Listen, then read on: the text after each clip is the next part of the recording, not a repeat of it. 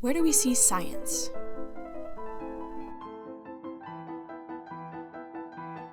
Where do we see religion?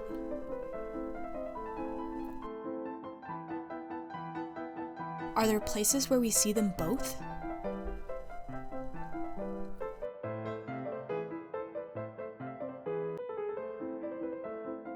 What influence does science have on faith?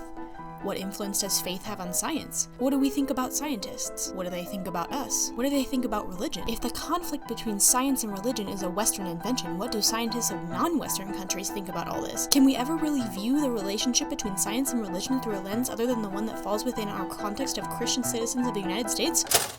Sorry, I needed a snack. All these questions are making me hungry. But let's not panic. Let's look at the facts. So, 59% of the US public say science and religion usually conflict. How much is 59%? Well, imagine this piece of toast. Now, imagine you ate 59% of it. That's how much. But even in the US, only 30% of people say their individual beliefs conflict with science. How much is 30%? Well, imagine this piece of toast. Now, imagine you ate 30% of it. That's how much. And 24% of US scientists are from other countries. So what about those other countries? Is there a chance that scientists and people in other parts of the world see things differently too? Or even in a variety of different ways? I present to you Secularity and Science. Now, this book is filled to the brim with statistics, yes, but one, if you have to deal with math, it might as well be math in its most interesting and least terrible form. And two, there's a lot more to it than that. It lets you travel the world in a way as you explore all those questions of how scientists and countries and scientists from other countries view science and secularity and their relationship to spirituality. Visit the UK, France, Italy, Turkey, India, and Taiwan. Not only that, but it shows a new perspective on what we've been talking about all semester long. Science largely discussed from the viewpoint of people most closely in contact with it. Scientists. Get a glimpse into the minds of scientists and how they interact with religion and spirituality in their work. I mean, surely they don't all say, spirituality and religion are ridiculous. My only gods are Watson and Crick.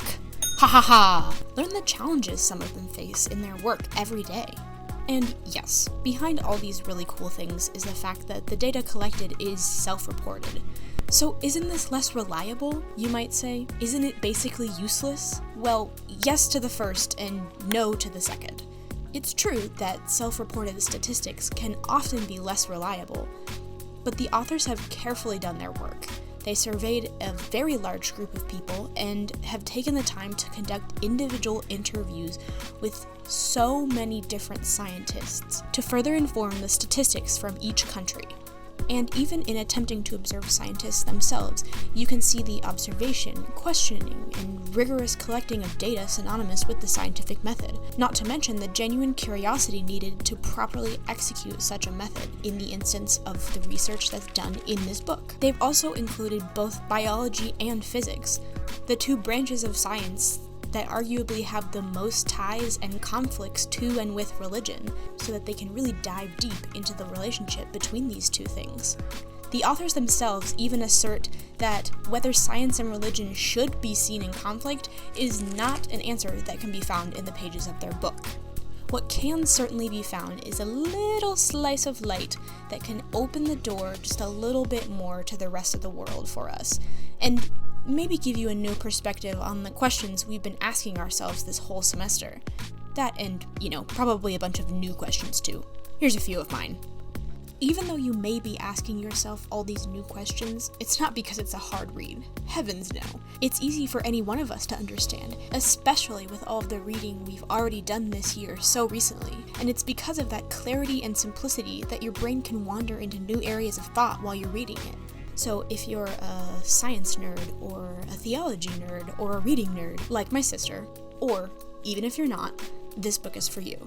Yes, it's a lot of numbers, and it doesn't have the answer to everything, but it has heart, and there's a chance it will answer a question or two of yours in a way you never expected. And if all else fails, if nothing else I've said convinced you to put Secularity and Science on your summer reading list, at least it's only 200 pages long.